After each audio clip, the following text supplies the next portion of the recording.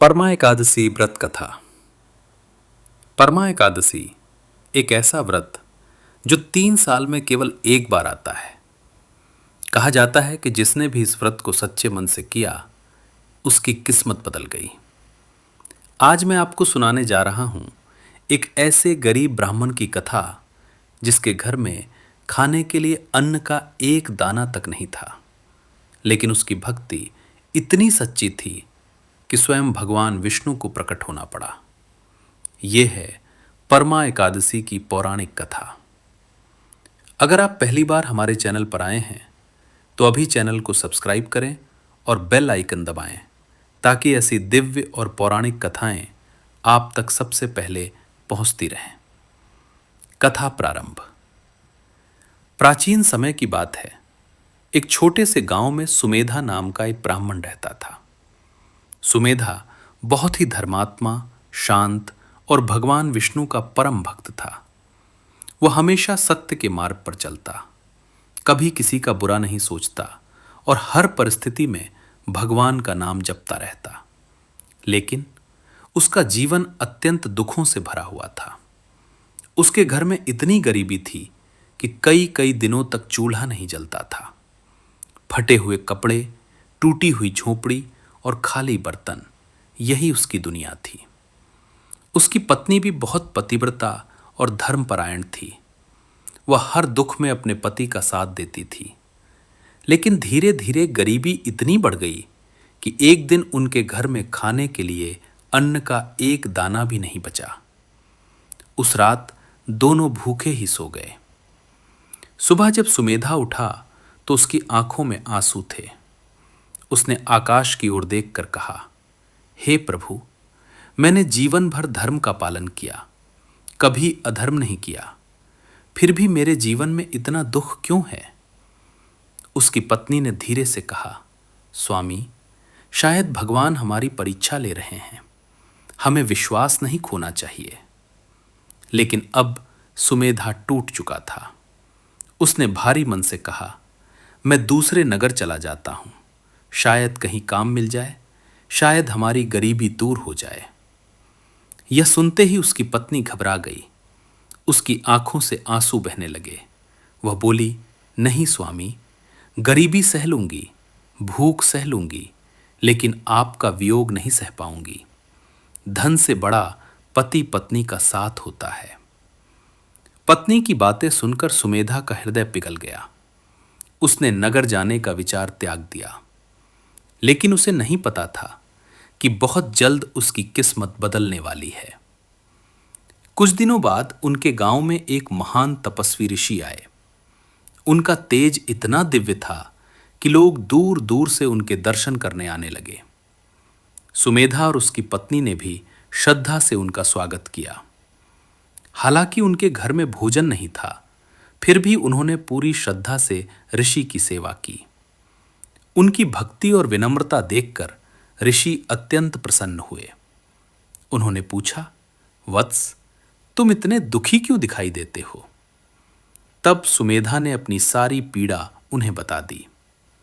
सब सुनने के बाद ऋषि कुछ क्षण शांत रहे, फिर बोले, हे ब्राह्मण, अधिक मास के कृष्ण पक्ष की एकादशी परमा एकादशी कहलाती है। यह व्रत अत्यंत दुर्लभ और चमत्कारी माना जाता है।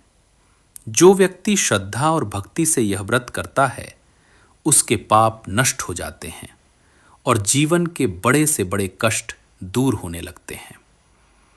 यह सुनकर सुमेधा और उसकी पत्नी की आंखों में आशा लौट आई। उन्होंने हाथ जोड़कर कहा, गुरुदेव, कृपया हमें इस व्रत की विधि बताइए।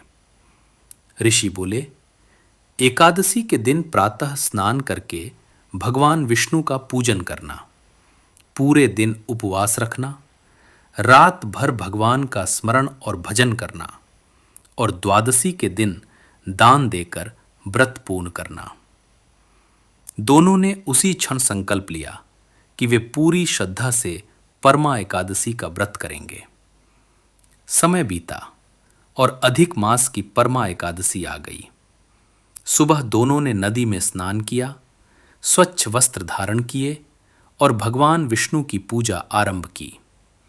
उनके पास महंगे फूल नहीं थे, सोने चांदी के बर्तन नहीं थे, लेकिन उनके पास एक चीज थी, सच्ची भक्ति। उन्होंने पूरे दिन अन्न और जल त्याग दिया। भूखे प्यासे रहकर भी वे लगातार भगवान विष्णु का नाम जपते रहे। रात हो, दोनों ने दीपक जलाया और भजन कीर्तन करने लगे। धीरे धीरे रात और गहरी होती गई और तभी अचानक उनकी छोटी सी झोपड़ी दिव्य प्रकाश से भर उठी। पूरा वातावरण सुगंध से महकने लगा। दोनों घबरा गए। उन्होंने ऊपर देखा और उनके सामने स्वयं भगवान विष्णु प्रकट थे। शंख, चक्र, गदा और पद्म धारण किए उनका तेज हजारों सूर्यों के समान चमक रहा था।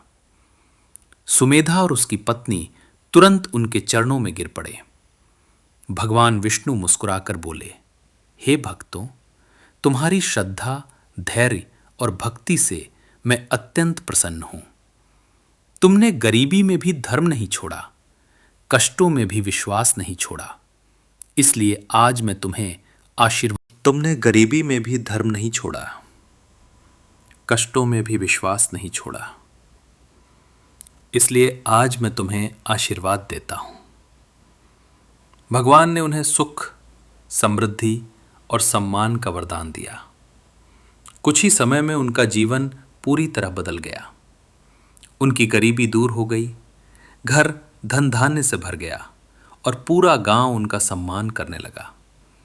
लेकिन सबसे बड़ी बात, इतना सब मिलने के बाद भी उनके मन में कभी अहंकार नहीं आया। वे पहले की तरह ही विनम्र और भक्त बने रहे और जीवन के अंत में दोनों को भगवान विष्णु के धाम में स्थान प्राप्त हुआ। कथा समाप्त। परमा एकादशी की यह कथा हमें सिखाती है कि भगवान केवल धन दौलत नहीं देखते, वे मन की सच्ची श्रद्धा देखते हैं। जो व्यक्ति कठिन समय में भी विश्वास और धर्म नहीं छोड़ता, ईश्वर अंततः उसकी सहायता अवश्य करते हैं। अगर आप भी भगवान विष्णु के भक्त हैं तो कमेंट में लिखिए जय श्री हरि। और ऐसी ही दिव्य एकादशी कथाएं सुनने के लिए चैनल को सब्सक्राइब जरूर करें।